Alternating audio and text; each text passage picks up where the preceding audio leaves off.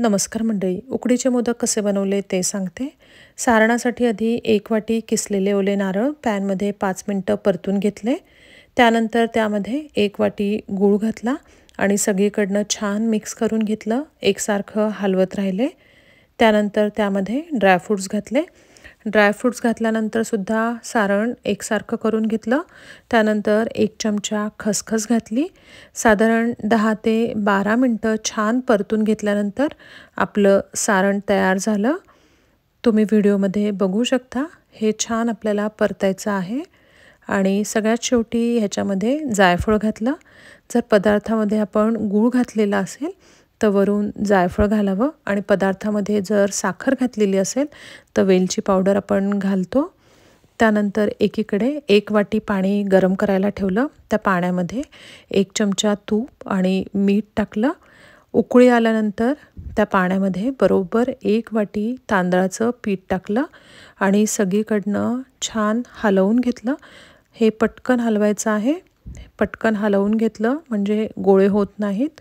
त्यानंतर त्यावर झाकण ठेवलं आणि साधारण 5 मिनिटानंतर गॅस बंद करून टाकला।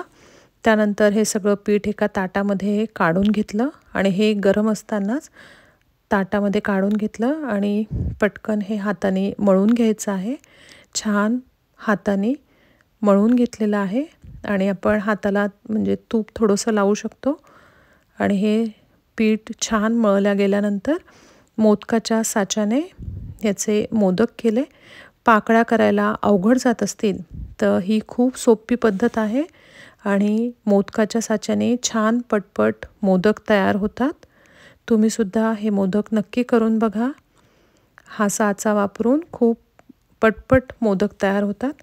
आणि हे सगळे मोदक तयार करून घेतल्यानंतर दुधामध्ये थोडं केसर टाकलं आणि मोदकावर बरोबर एक केसरची काडी लावली आणि एका पॅनमध्ये खाली पाणी गरम करायला ठेवलं।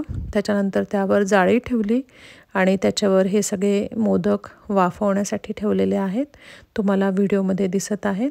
आणि हे साधारण 10 मिनिटं मोदक वाफून झाल्यानंतर खूप छान मोदक तयार झालेले आहेत। तुम्ही सुद्धा ही रेसिपी नक्की करून बघा आणि ही खूप सोपी पद्धत आहे। पटकन मोदक तयार होतात। धन्यवाद।